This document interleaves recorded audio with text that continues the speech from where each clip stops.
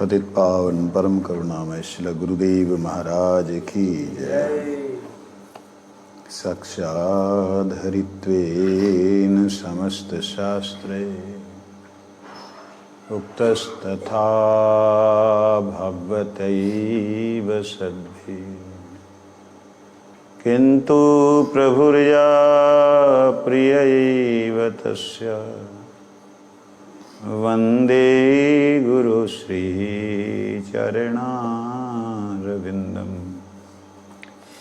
श्रीकृष्ण चैतन्य प्रभु नित्यानंद श्री अद्वैत गदाधर श्रीवासादि गौर भक्त वृंद।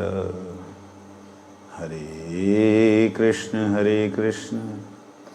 कृष्ण कृष्ण हरे हरे, हरे राम राम राम हरे हरे।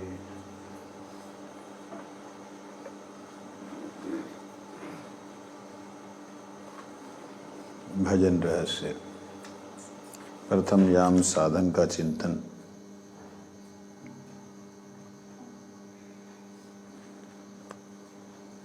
जिसमें भगवान जी की लीला कुछ ऐसी है जो साधारण व्यक्ति उसे समझ नहीं सकता। यहाँ तक कि ऋषि मुनि गण भी नहीं समझ सकते। यहाँ तक कि सिद्ध लोग भी नहीं जान सकते, तो कौन जानेगा। केवल शुद्ध भक्त के अनुगत में भगवत पार्षद जो भगवान की सेवा में हैं, उनके अनुगत में जो लोग हरि कथा को आत्मसात करते हैं, हरि कथा को अपने भीतर जो धारण करते हैं, केवल वही समझ सकते हैं भगवान की लीला को। नहीं तो सारी इक्को ही माया, सब इक्को ही है, ऐसा बोलने की ही बुद्धि रह जाएगी। भगवान ही है सारे, जैसे आप लोग बोलते हैं ना, सारे भगवान दी माया, बस उन्हां दी लीला। यही ऐसे बोलते बोलते जीवन चला जाएगा। जो यहाँ लीला का वर्णन है वह वर्णन समझ में नहीं आएगा। फिर क्यों लीला सुन रहे हैं? जब समझ ही नहीं आना तो सुन क्यों रहे हैं? कहते कई बार जो है, जो नहीं समझ आता है उसको बार बार सुनने से समझ आने लग जाता है। जैसे छोटा बच्चा, उसको नहीं समझ आता पिताजी क्या होता है, माताजी किसको बोलते हैं। वो कई बार अपनी माँ को भाभी बोलता है, चाची बोलता है। क्यों बोलता है? क्योंकि उससे बड़े वाले जो हैं वो उसे भाभी बोलते हैं या चाची बोलते हैं। प्रैक्टिकल देखा है ना।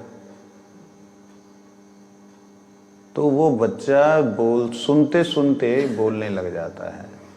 इसी प्रकार हमारा मन आज बच्चे की तरह अगर है, समझ में नहीं आ रहा है, लेकिन आप ध्यान से सुनो, सुनते हुए सो नहीं, ध्यान से सुनो, तो एक दिन ऐसा समझ में आएगा कि आप कहेंगे हाय, ये तो मैंने 1000 बार सुना, आज समझ आया। फिर आप भक्तों की तरह रोओगे, फिर आप तड़फोगे कि ले इतनी बार सुनिया समझ ही नहीं आया, आज समझ आया। जब बच्चा बड़ा होगा उसे मालूम पड़ेगा कि भाभी का मतलब भाई की पत्नी होता है, तो मैं अपनी माँ को बोल रहा हूँ, तब वो समझेगा ओह मैं तो पागल, मेरे को समझ नहीं आया, माँ बाप ने सिखाया नहीं, समझाया नहीं। तो ऐसे ही भगवान की लीला को हमारे गुरुजनों ने क्यों प्रकाशित किया हम लोगों के लिए, उसका कारण था। ये लोग नहीं समझ सकते हैं भगवान की लीला को, तो ऐसा करो, थोड़ा बोल दो जिस भी हिसाब से समझ आए, भाभी के हिसाब से समझ आए, माँ को, कोई बात नहीं, बाद में इनको समझ आ जाएगा। मतलब आज जो हम लीला सुन रहे हैं ऐसे लग सकता है कि जैसे एक प्रेम करने वाले प्रेमी प्रेमिका वो कुंज में मिल रहे हैं और कुंज के भंग होने से, भंग का मतलब सुबह जागरण होने से के डर के मारे वहाँ से फटाफट निकल रहे हैं। ये आज की डेट में यही समझ आएगा। भगवान की लीला आज की डेट में क्या समझ आएगी, अपने घरों से कुंज में जाके मिले राधा कृष्ण जी, और वहाँ पे राधा कृष्ण जी को ऐसा, ये जो बच्चों वाला जो खेल है ना, जैसे गुड्डी पटोलों का आपका खेल जैसे होता है मिलने मिलाने का, वैसे ही समझ में आएगा। लेकिन वास्तविकता में लीला कैसी है, ये अतीन्द्रिय है। इसके लिए बोलते हैं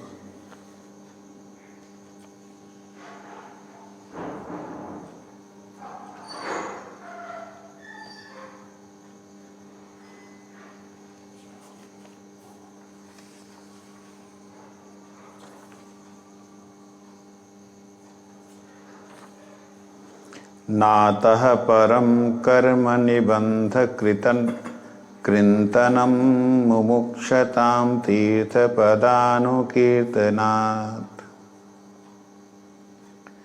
न यत्पुनः कर्मसु सज्जते मनोरज्जस्तमो भयां कलिलं ततो अन्यथा। भागवत। जो लोग इस संसार बंधन से मुक्त होना चाहते हैं, उनके लिए अपने चरणों के स्पर्श से तीर्थों को भी तीर्थ बना देने वाले भगवान के नाम संकीर्तन से बढ़कर अन्य कोई साधन नहीं है जिससे पापों का समूल ध्वंस हो सके। क्योंकि भगवान का नाम आश्रय लेने से मनुष्य का मन फिर कर्म के पचड़ों में नहीं पड़ता। भगवान नाम के अतिरिक्त किसी भी दूसरे प्रायश्चित का आश्रय करने से मन रजोगुण और तमोगुण में ग्रस्त रहता है तथा उससे पापों का मूल नाश नहीं हो सकता। कर्म बंध सुखंड मोक्ष प्राप्ति संघटन कृष्ण नाम कीर्तन साधये। कर्म चक्र रजस्तम पूर्ण रूपे विनिर्गम नाम बिना नहीं अन्योपाय। यहाँ कह रहे हैं हमें भगवान के नाम में रुचि क्यों नहीं हो रही।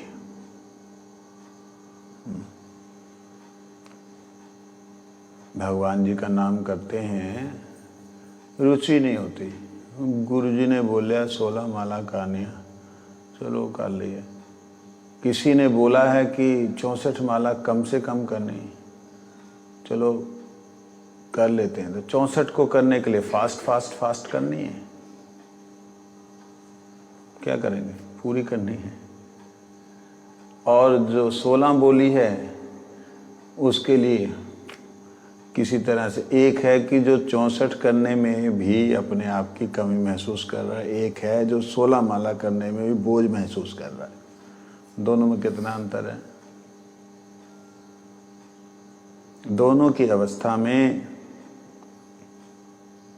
हमारे पाप पुंज, पाप करने की प्रवृत्ति वो नष्ट नहीं हो रही। पाप क्या होता है? साधारण भाषा में दूसरे को दुख देना, साधारण भाषा में। लेकिन वास्तविकता में पाप तो है आत्मवृत्ति को संसार की क्रिया में लगाना, पाप ये है। आत्मवृत्ति क्या है? आत्मा शरीर को क्रिया करने की शक्ति देती है। शरीर जो है काम करता है, किससे करता है? आत्मा की शक्ति प्राप्त करके। लेकिन आत्मा से शक्ति लेकर के ये रिवर्स में आत्मा को कुछ नहीं दे रहा, यही पाप है। आप अपने घर से पैसे चोरी करके और उसको नाली में फेंक दें तो वो पाप है कि नहीं? पाप है ना। तो अपने घर से पैसे का मतलब है आत्मा की ऊर्जा, आत्मा की शक्ति को हम नाली में फेंक दें। नाली का मतलब ये शरीर। शरीर कैसे इसको शरीर को नाली कह रहे हैं महाराज जी आप? मैं बार बार इस बात को बोलता हूँ, हम अपने शरीर का एनालाइज करें तो ये केवल मात्र सब्जियां जो सड़ गई हैं उनका रस थोड़ा सा निकला हुआ है, रोटियां जो सड़ गई हैं उनका रस थोड़ा निकला हुआ है, उससे बना ये शरीर है प्रैक्टिकली। तो ये जो शरीर इतना प्यारा है जिससे चारों तरफ से बदबू ही निकलती है, सवेरे तो दांत मांजो, आंखों से गंदगी, कानों से गंदगी, नाक से गंदगी, मुख से गंदगी, कोई भी द्वार ऐसा नहीं जहां से गंदगी ना निकले। उस शरीर में हम आत्मा की ऊर्जा को लगाते, यही पाप है।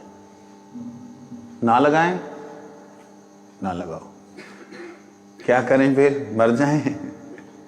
नहीं, इस शरीर से आत्मा को ऊर्जा दो। इसीलिए इस कार्तिक व्रत का एक नाम है ऊर्जा व्रत। जो ऊर्जा प्राप्त करने के लिए है, जो ऊर्जा जागृत करने के लिए है, जो ऊर्जा मतलब शक्ति, शक्ति का मतलब श्री राधा रानी मूल शक्ति, उनकी एक्सपेंशन बहुत है। तो राधा रानी की कृपा को पाने के लिए ये व्रत है और इसमें हमारी पाप की प्रवृत्ति अर्थात शरीर को सुख देने की प्रवृत्ति खत्म नहीं होती। बहुत कोशिश करने पर भी शरीर को सुख देने का हमारा अभ्यास नहीं बंद होता। तो उसके लिए क्या हो सकता है, कैसे हो सकता है? कहते कोई अन्य साधन के द्वारा वो संभव नहीं है। तो एक ही साधन है, उस साधन के बारे में बोलते हैं। कर्म बंध सुखंड मोक्ष प्राप्ति संगठन कृष्ण नाम कीर्तन साधय। कृष्ण नाम कीर्तन, भगवान के नाम कीर्तन ही उसका साधन है। प्रथम याम साधन निशांत लीला। भगवान का जो नाम है ना,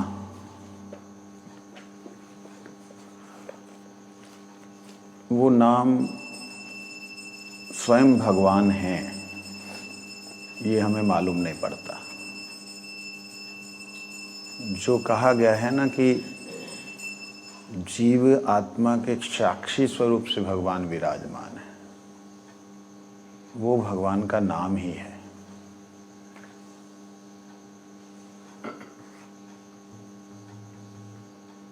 साक्षी स्वरूप से भगवान नहीं विराजमान रहते। साक्षी स्वरूप का मतलब मैंने कई बार बोला है। साक्षी स्वरूप मतलब एक ऐसा लिंक, एक ऐसा संबंध, एक ऐसा एक ऐसी तरंग, जो तरंग आपकी हर क्रिया की ऊपर निगाह रखती है, निगरानी रखती है। जैसे मैंने उदाहरण कई बार दिए हैं कि आपका मोबाइल फ़ोन, आप उसमें जो भी एक्टिविटी करते हो सब मालूम पड़ती है। किसको मालूम पड़ती है? जिसका नेटवर्क है।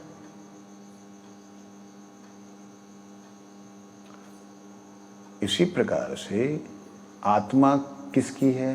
परमात्मा की। तो परमात्मा का नेटवर्क है।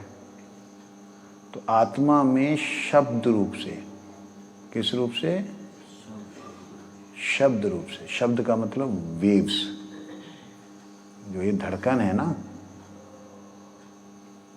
ये जो वेव्स हैं, ये नाम के रूप में भगवान जो हैं हर आत्मा के साथ विराजमान है।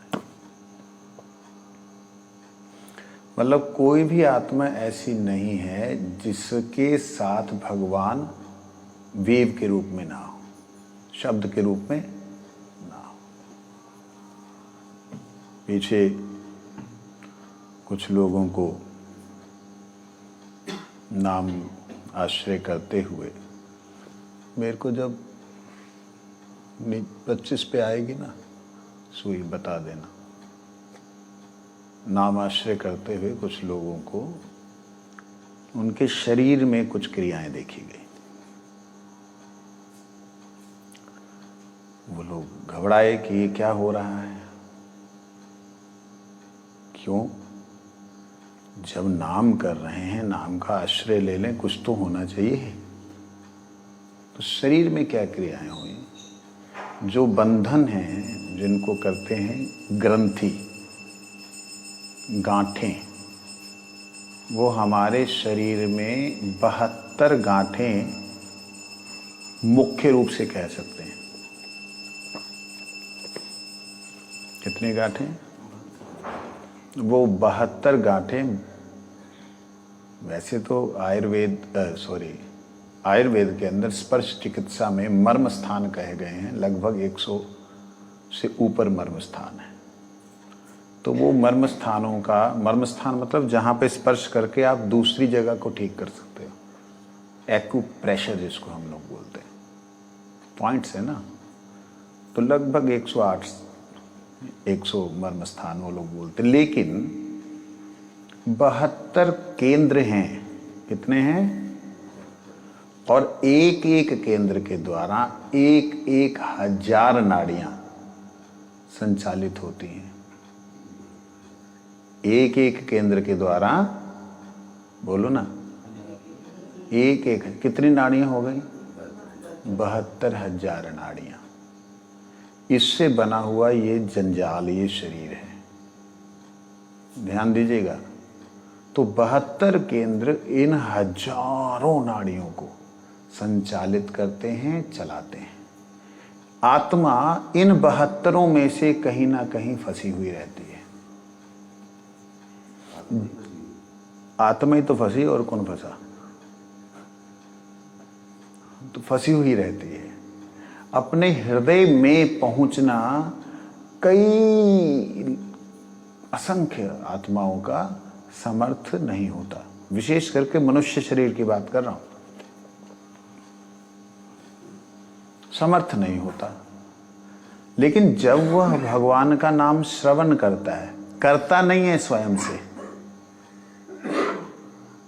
श्रवण करता है। जैसे हमारे माइक की आवाज बाहर जा रही है, कुछ लोगों की नोइंगली अननोइंगली, जानकारी में नहीं जानकारी में, शब्द जो है उनके कान कुहरों में प्रवेश करके अंदर जा रहा है। तो ऐसे व्यक्तियों के साथ क्या होता है, वो उन 72 में से फंसी हुई किसी एक में आत्मा को आंदोलित करते हैं। और आंदोलित करते हैं क्यों, कैसे? क्योंकि शब्द से ही तो आत्मा का प्रादुर्भाव हुआ है। आत्मा जो प्रकट हुई है वो साउंड से ही हुई है। कैसे हुई है? भगवान ने देखा माया में, देखते ही भगवान के ग्लैंस से, भगवान की दृष्टि से जो आत्माओं का पुंज है, जो कि ब्रह्म ज्योति के बहिर अवस्था में, ब्रह्म ज्योति की सबसे बहिर अवस्था में जो वो पुंज है, उस पुंज में अटैक होता है ठक करके, और वो नाद प्रकट करता है। क्या प्रकट करता है? नाद। और वह नाद को ही शब्द ब्रह्म कहा गया है। और उससे जो है जीव आत्माएं जो हैं आंदोलित हो जाती हैं, हिल जाती हैं। और वो जैसे आंदोलित होती हैं, वो एकदम फोर्सफुली वो एक्टिव हो जाती हैं। उनमें से कुछ आत्माएं भगवान की तरफ और कुछ आत्माएं माया की तरफ चली जाती हैं। माया मतलब अंधेरे की तरफ। तो क्रिएशन आत्मा की कैसे हुई? शब्द के द्वारा। नाद ब्रह्म, शब्द ब्रह्म। तो स्वयं शब्द ब्रह्म से हुआ है जीव, तो वह जीव जहां भी इस संसार में किसी भी केंद्र में फंसा क्यों ना हो, समझिएगा, वहां से वो जीव निकलता है। फिर क्या होता है, थोड़ा थोड़ा उसकी नाम में रुचि होने लगती है, तो वो भी करता, हाँ जी हरे कृष्णा जी कैसे हो, हाँ हाँ ठीक है, वो भी ऐसा राधे राधे बोलना शुरू करता है। कोई असर नहीं हो रहा है उस पर, बाहर से दिख रहा है, लेकिन अंदर से बहुत बड़ा असर हो रहा है। उसके बंधन, उसके जो वो जो ग्रंथियां हैं ना, वो गांठें, वो कटनी शुरू हो रही हैं। बाहर दिखाई नहीं दे रहा है, शुरू हो रहा है। फिर उन 72 में से वह 36 गांठों में आके फंसता फिर दोबारा से, जो प्रमुख है। कितनी गांठें? जो 36 पॉइंट, जो मेन पॉइंट है, वहां पे आके वो फिर फंसता है। लेकिन फिर वह साधु संग करते हुए जहां किसी रूप से भी सेवा करता रहे, क्योंकि अब उसकी थोड़ी थोड़ी रुचि होने लग जाती है कि चलो संत हैं यार, हम तो नहीं करते, मैं तो नहीं करता, मेरी पत्नी करती, चल कर दे, मैं तो नहीं करता, ये करते हैं जी, चलो करने दो। वो जो एक सहारा देता है, उससे वो 36 में आ जाता है। 36 के बाद वो 12 में आता है, 12 के बाद वो 6 में आता है। जो 12 तिलक हम लोग करते हैं, वो 12 केंद्रों का ही, वो 12 मर्म स्थान है जो वो 36 को चलाते हैं। वो 12 मर्म स्थान है जो 36 से आगे 72 को चलाते हैं। वो 12 मर्म स्थान है जो कि 72,000 को चलाते हैं। ये ऐसे ही नहीं है हम लोग को 12 तिलक लगा दिए, छापे लगा दिए इधर उधर, चलो ये हो गया, सारा वैज्ञानिक है। और ये 12 तिलक जो है हमारे 6 चक्रों को संचालन करते हैं। आप जाते हैं, हम 12 लगाते हैं, 13 तिलक लगाते हैं। सोच लो एक बार, किस किस का हरिनाम हुआ, कौन कौन बोल रहा है 12 लगाते हैं? 12 वाले हाथ खड़े करो जिनका हरिनाम हो रखा है, ले लो। 13 तिलक लगाते हैं, 12 लगाए, हाथ धो के 13वां श्री वासुदेवाय नमः बोलते हैं ना। तो ये है सप्तम केंद्र। इसके ऊपर है गौड़ीय सिद्धांत, इसके ऊपर है गौड़ीय भाव, वो है अष्टम विकार, अष्ट सात्विक विकारों के अंतर्गत। जब ये 6, ये 7 के 7 जो केंद्र हैं, इसको बोलते हैं जागरण। इसमें ईड़ा, पिंगला, सुषुम्ना, 3 नाड़ियों का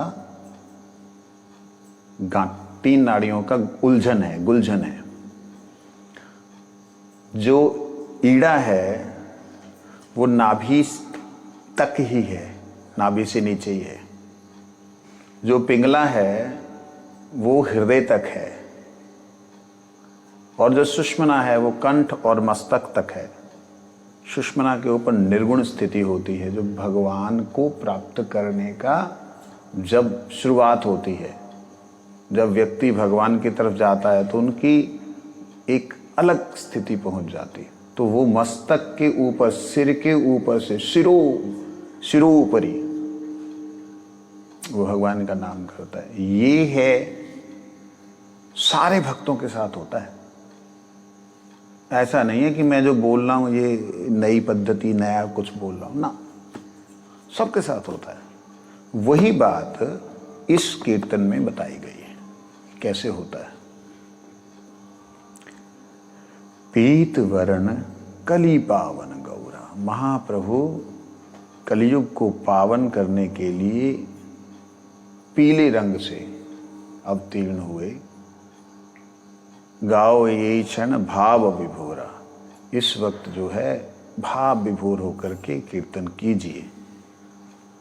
तो कैसे करना है कीर्तन, वो अभी आप सुना आपने। अभी ठाकुर जी की लीला का समय हो गया है। टाइम जो है क्या हो गया, लीला का। राधा